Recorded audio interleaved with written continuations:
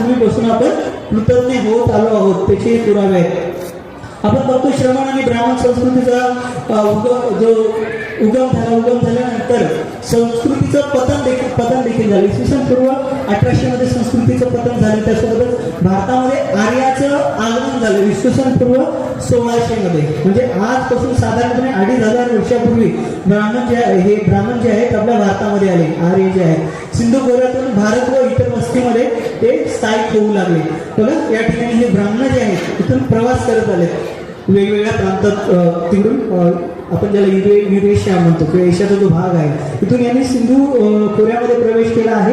आणि त्यांनी पाहिलं या संस्कृतीतील साधी भोळी माणसं जी उदरनिर्वाह करायची किंवा सांस्कृतिक जो वारसा त्यांना मिळालेला आहे, सूर्याची पूजा करणं किंवा चंद्राची पूजा करणं, वृक्षाची पूजा करणं, प्राण्यांची पूजा करणं, इथली संस्कृती करत होती. त्यांना त्या पद्धतीत त्या वेळेस वेगळी नावं असावीत कदाचित, परंतु ती करत होती. त्यांनी पाहिलं ही माणसं खूप भोळी भावली आहेत आणि ही माणसं निसर्गाच्या प्रकोपाला घाबरत आहेत. म्हणून आपल्या भारतामध्ये इथून देवाची उत्पत्ती झाल्याची आपल्याला पाहायला मिळतं. त्याचे जे काही वेद आले त्या वेदाची उत्पत्ती व्हायला सुरुवात जी आहे इथून झाल्याची आपल्याला पाहायला मिळतं. त्याच्यापूर्वी फक्त संस्कृती होती आपली. संस्कृती म्हणजे जी मानवाला विकासाकडे नेणारी संस्कृती. हळूहळू माणूस जो आहे संस्कृतीच्या विकासासोबत स्वतःला विकसित करत होता. तर ही संस्कृती देखील आपल्याला पाहायला मिळते. आता ही एक इमेज आहे, मी दाखवलं आहे कशा प्रकारे जे आर्य आहेत ते प्रवास करत आपल्या सिंधू खोऱ्यामध्ये प्रवेश करतात. तर त्याचा हा मॅप आहे, एक चालणार नाही कारण की स्लाईड म्हणजे PDF आहे. स्लाईड असते तर दिसलं असतं. संस्कृतीसोबत श्रमण परंपरेचा विकास झाला कारण की बाबासाहेब बुद्ध आणि त्यांच्या धर्मामध्ये आपल्याला दोन संस्कृत्या प्रामुख्याने सातत्याने वारंवार सांगतात. श्रमण संस्कृती आणि ब्राह्मण संस्कृती या दोन्ही संस्कृतीचा उल्लेख करतात. तर संस्कृतीचा ज्यावेळेस पूर्णपणे लयास गेली सिंधू संस्कृती, त्यानंतर आपल्याला दोन संस्कृती प्रामुख्याने उदयास आलेल्या पाहायला मिळतात. आता मला बरेच बांधव जे आहेत ते प्रश्न विचारतात, सर जैन आधी का बुद्धिस्ट आधी? तर आपण ऐतिहासिक दृष्ट्या जर पाहिलं तर जैन आधी, बुद्धिझमच्या खूप आधी. तर जैनांचं आपल्याला त्यांचं जे आहे त्यांची दोन युग मानली जातात. जो पूर्ण एक चक्र असतो त्या चक्रामधला अर्धा भाग जो आहे एक युग आणि एका चक्रामधला अर्धा भाग म्हणजे दुसरं युग. आता त्यांचं एक युग संपलं आहे आणि त्या युगामध्ये त्यांचे 24 तीर्थंकर झाले आणि त्यांचा जो ऐतिहासिक जो तीर्थंकर आहे तो साधारणपणे आपल्याला जो पार्श्वनाथ साधारणपणे इसवी सन पूर्व 8व्या शतकामध्ये त्याची उत्पत्ती झाली होती त्याबद्दलची माहिती मिळते. म्हणजे त्याचा ऐतिहासिक पुरावा जो आहे तो सापडतो. ऐतिहासिक पुरावा म्हणजे तो झाला आहे त्याबद्दलच्या नोंदी आपल्याला मिळतात. आणि तसेच महावीर जयंती म्हणजे भगवान बुद्धांच्या अगोदर जर बुद्ध नाही परंतु ही परंपरा आहे. या परंपरेमध्ये समन परंपरेमध्ये अनेक सेक्ट होते. जसं भगवान बुद्धांच्या महापरिनिर्वाणानंतर किंवा भगवान बुद्धांच्या हयातीमध्ये अनेक सेक्ट झाले ज्यांना पंथ म्हणतो आपण. तशाच प्रकारे यांच्यामध्ये देखील पंथ होते समनामध्ये. त्यातलाच सुरुवातीचा पंथ समन संस्कृतीमधला हा म्हणजे जैन. आणि त्याच्यानंतर आपल्या बौद्ध साहित्यामध्ये जे काही आपल्याला वर्णन मिळतं ऐतिहासिक दृष्ट्या ते म्हणजे बुद्ध परंपरा. आणि बुद्ध परंपरा जी आहे आता सगळे लोक जे आहेत तुम्हाला म्हणतात सर 28 बुद्ध झाले, ओके झाले, साहित्यामध्ये वर्णन आहे. परंतु जर आपण साहित्याचा जर व्यवस्थित अभ्यास केला तर कल्पाची माहिती आपल्याला मिळते आणि कल्पामधूनच जे आहे बुद्धांची उत्पत्ती होते. कल्प लोटल्यानंतरच बुद्ध उत्पन्न होतात. तर या ठिकाणी कल्पामध्ये आपल्याला बुद्धांची उत्पत्ती पाहायला मिळते.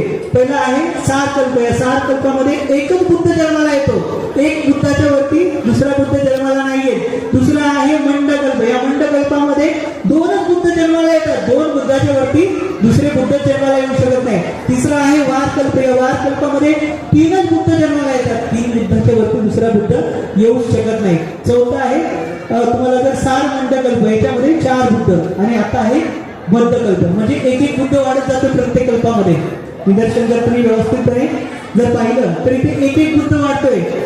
जिथून बुद्धाची उत्पत्ती झाली पहिल्या कल्पापासून तसे जसे कल्प बदलत गेले तसं बुद्ध जे आहे ते वाढत गेले. तर आता बुद्ध कल्पामध्ये आपल्याला साधारणपणे 6 बुद्ध पाहायला मिळतात. कारण की या ठिकाणी हा 5वा बुद्ध पुढचा जो कल्प आहे त्या कल्पामध्ये मैत्रेय बुद्ध जे आहे ते उत्पन्न होणार आहे आणि पुढे जे काही बुद्ध असतील ते उत्पन्न होते. अशा प्रकारची माहिती जी आहे ऐतिहासिक माहिती आपल्याला आपल्या साहित्यातून पाहायला मिळते. इथे समन संस्कृतीचे जे आगमन जे आहे आपल्या भारतामध्ये झाला आणि इथून जे आहे समन संस्कृतीचा विकास झाला.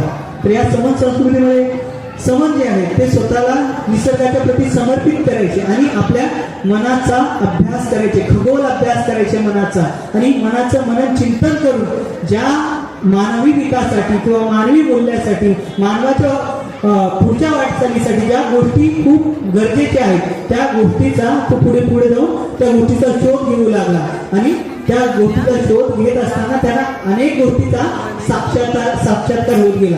अनेक प्रकारे त्याला जाणवलं की माणूस जो आहे, मानवाची उत्पत्ती का होते, उत्पत्तीचं कारण काय, उत्पत्ती झाल्यानंतर माणसाचा क्षय का होतो, या सगळ्या गोष्टी त्याच्या लक्षात येऊ लागल्या.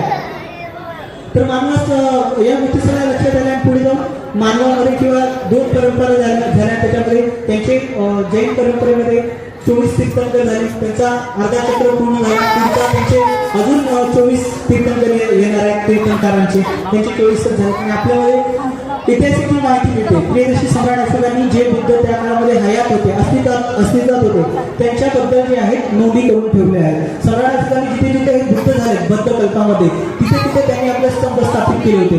त्यापैकी 2 ठिकाणी स्तंभ सापडले जिथे 2 बुद्ध होऊन गेले म्हणजे प्रामाणिक आहेत, ज्याला स्वतः भगवान सम्राट अशोकांनी सर्टिफाईड केले, स्वतः सम्राट अशोकांनी मान्यता दिली.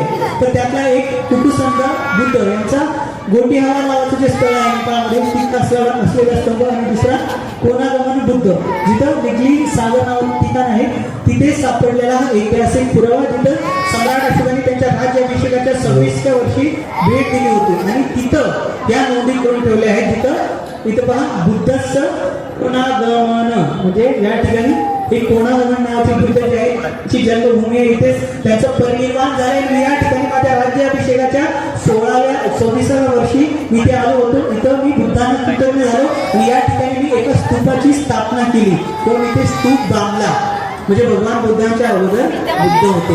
तर सम्राट अशोक म्हणतायत आजपासून 2300 वर्षापूर्वी एखादा व्यक्ती ही गोष्ट सांगतोय तर ती खरोखरच असणार आणि ते आपल्याला मान्यच करावं लागेल की बुद्ध परंपरेमध्ये भगवान बुद्धांच्या अगोदर अनेक बुद्ध या मातीमध्ये होऊन गेले आणि तेही या संस्कृतीमधले, आणि सिंधू संस्कृतीमध्ये देखील हे बुद्ध होऊन गेले आहेत. ते आपल्या समोर आले नाहीत. ज्यावेळेस सिंधू संस्कृतीमध्ये जी लिपी सापडली, ज्या लिपीचा ज्यावेळेस अभ्यास होईल, खगोल अभ्यास होईल, तर तुम्हाला अनेक बुद्धांची नावं जी आहेत किंवा त्यांच्याबद्दलची माहिती आपल्याला मिळेल. आज जी काही ऐतिहासिक माहिती मिळते साहित्यातून, तर अमुक तमुक बुद्धाचा जो आहे हे बुद्ध कुटुसंत बुद्ध 1000 वर्ष जगले, कोनागमन बुद्ध 4000 वर्ष जगले. तुम्हाला वाटते का कुठला बुद्ध एवढा वर्ष जगू शकतो? ज्यावेळेस भगवान बुद्धांच्या जवळ मार जवळ आला होता तर भगवान बुद्धांना महाराणी प्रश्न केला होता की भगवान तुम्ही ज्यावेळेस तुम्हाला ज्ञान प्राप्ती झाली होती त्यावेळेस मला तुम्ही सांगितले होते की ज्यावेळेस माणसं जी आहेत जागृत होतील, ज्यावेळेस ते धम्म सांगतील पटवून लोकांना, त्यावेळेस तुम्ही तुमचं परिनिर्वाण घ्या असं तुम्ही सांगितलंय आणि तुमची वेळ झाली जाण्याची, असं मार स्वतः प्रकट होतो बुद्धांसमोर आणि तो सांगतो की तुम्ही परिनिर्वाण आता घ्यावं, तुमची वेळ आली आहे. त्यानंतर आपण पाहतो लगेचच 3 महिन्यावर भगवान बुद्ध घोषणा करतात वैशालीमध्ये की मी परिनिर्वाण माझं घेणार आहे म्हणून, आणि कृष्णनगर नगरीमध्ये माझं परिनिर्वाण होणार आहे. तर तो प्रवास सुरू होतो. तर तशाच प्रकारे या बुद्धांचा पण त्या निर्धारित वेळेतच त्यांचं परिनिर्वाण झालं असावं. परंतु साहित्य आहे, आपण साहित्याचा आधार करतो, साहित्याबद्दल आपल्याला तिरस्कार नाही, परंतु त्याच्यामध्ये देखील संशोधन करण्याची गरज आहे. जी आकडेवारी समोर आली ती आकडेवारी कदाचित चुकीची असावी, कारण की एवढ्या वर्ष तर कुठला मनुष्य जो आहे ज्याला बुद्ध म्हणतो, ज्याची चित्तामधून उत्पत्ती होते, असं एका मनुष्य देहातून तो उत्पन्न होतो, तर त्या मनुष्य देहाचा क्षय अटळ आहे हे बुद्धांनी वारंवार सांगितलं. तर आपण कसं काय मान्य करायचं? तर आपल्याला हे साहित्यामध्ये जर तुम्ही गुगल केलं किंवा काय केलं तर तुम्हाला ही माहिती मिळेल. अजून एक बुद्ध आहेत कसं बुद्ध, परंतु त्याच्याबद्दलची माहिती मिळत नाही. हे संभावित आहे. हे नेपाळमधल्या लोकांनी त्यांना वाटतं की बोधीनाथ नावाचं जे ठिकाण आहे तिथं हे कස්සप बुद्ध जे आहेत त्यांचा जन्म झाला, परंतु त्यांचा कुठल्याही प्रकारचा ऐतिहासिक पुरावा अद्यापने सापडलेला नाहीये. आणि चौथे म्हणजे या ठिकाणी दीपंकर बुद्धाचं शिल्प आपण पाहू शकता. तर या ठिकाणी हे दीपंकर बुद्ध आपण बघतायत, चौथे बुद्ध, त्याच्यामध्ये त्यांनी भविष्यवाणी केल्याचे आपल्याला पाहायला मिळते. हे सगळीकडे तुम्ही जाल म्हणजे जेवढंही दक्षिण स्थापत्य आहे, दक्षिण स्थापत्यामध्ये अशा प्रकारच्या भविष्यवाणीचा उल्लेख पाहायला मिळतो की तापस सुमेध नावाचा जो हे होता, विपश्ची होता, तो विपश्यना करण्यासाठी जंगलामध्ये ध्यान करण्यासाठी गेला होता. आणि त्यावेळेस तिथल्या वस्तीमध्ये असा कल्लोट आवाज त्याला ऐकू आला की आजूबाजूचे लोक म्हणायला लागले की बुद्ध येणार, बुद्ध येणार. त्यांनी बुद्ध हे नाव त्याच्या कानावरती पहिल्यांदाच ऐकलं. तोही अचंबित झाला, बुद्ध आपल्या नगरीमधून जात आहे, बुद्ध येणार आहे. बुद्ध मग त्याला जाणवलं की बाबा बुद्ध जे आहे, बुद्ध आहेत म्हणून. तो गेला, तो पुढे जातो, तर तो बघतो की लोक जे आहेत सारवसारवी करतायत, बुद्धाचं आगमन होणार आहे, रस्ते वगैरे स्वच्छ करतायत. तर रस्त्यामध्ये खूप मोठा खड्डा होता आणि तो खड्डा त्यांनी पाहिला आणि तेवढ्यातच ते दीपंकर बुद्ध आले आणि ते दीपंकर बुद्ध येताना पाहून तो त्या खड्ड्यामध्ये लोटला.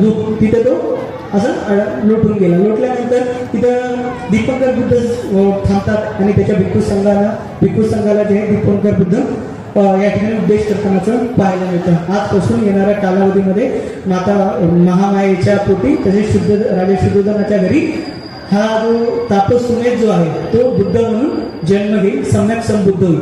अशा प्रकारचे भाष्य आपल्याला साहित्यामध्ये पाहायला मिळतात. हे साहित्यामधले ह्याचा ऐतिहासिक पुरावा जो आहे तो सम्राट अशोकांनी दिलेला नाही. पुढे जाऊ आपण. पाचवी जी बुद्ध आहेत भद्रकल्पामधले ते सम्यक संबुद्ध, ज्यांच्यामुळे किंवा ज्यांना बाबासाहेबांनी अंगीकारल्यामुळे आज आपण सर्वजण अंगीकारत आहोत आणि आपण स्वतःला बौद्ध म्हणत आहोत किंवा बुद्धिस्ट म्हणत आहोत. ते म्हणजे तथागत भगवान बुद्ध, ज्यांना आपण सिद्धार्थ गौतम बुद्ध किंवा सम्यक संबुद्ध म्हणतो. अनेक नावं जी आहेत आपण या ठिकाणी भगवान बुद्धांबद्दल घेतो. तर त्यांचा जन्म जो आहे तो वैशाख पौर्णिमेला झाला. आपल्या सर्वांना माहिती इसवी पूर्व 563 मध्ये.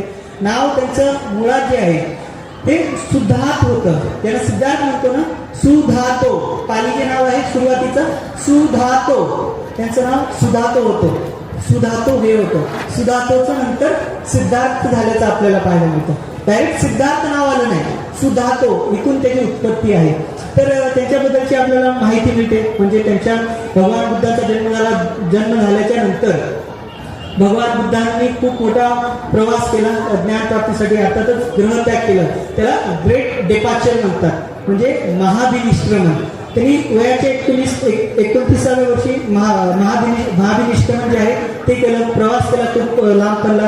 त्यानंतर 6 वर्ष इकडे तिकडे ध्यान करत त्यांना ज्ञान प्राप्त झाली. वयाच्या 35व्या वर्षी बुद्ध या ठिकाणी किंवा ज्याला प्राचीन काळी उर्वेला बोललं जायचं, या ठिकाणी त्यांना ज्ञान प्राप्ती झाली.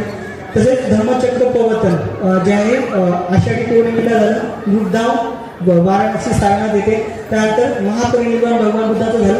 आता याच गोष्टींवरती आपला जो ऐतिहासिक वारसा जो आहे तो अवलंबून आहे. आणि इथूनच जो ऐतिहासिक वारसा, मी शब्द लक्षात घ्या, ऐतिहासिक वारसा जो सध्या एक्झिट करतोय, जो सध्या हयात आहे, जो सध्या वर्तमानामध्ये आहे, त्याची उत्पत्ती इथून झाल्याची आपल्याला पाहायला मिळतं. मग मला बरेच लोक म्हणतात सर तर भगवान बुद्धाचं महापरिनिर्वाण झालं त्यानंतरच उत्पत्ती झाली का? नाही.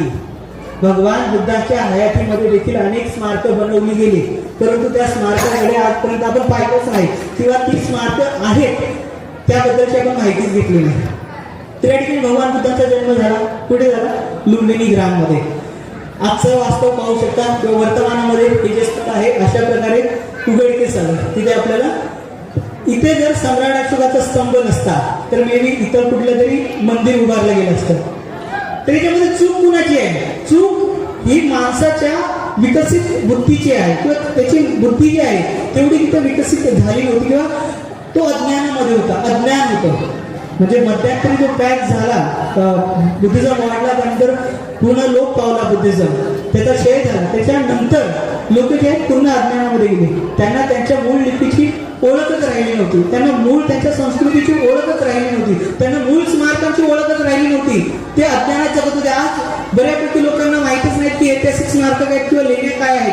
तशाच प्रकारे त्या काळामध्ये देखील जर बाबासाहेबांनी बुद्ध धर्म अंगीकारला नसता तर आज तुम्ही पण बोलले असते ही पांडव लेणी आहे, आज तुम्ही बोलले असते इथं अमुक तमुक पांडव राहत होता, आज तुम्ही बोलले असते ही लेणी जी आहे नखाने बोलली आहे, आज तुम्ही बोलले असते.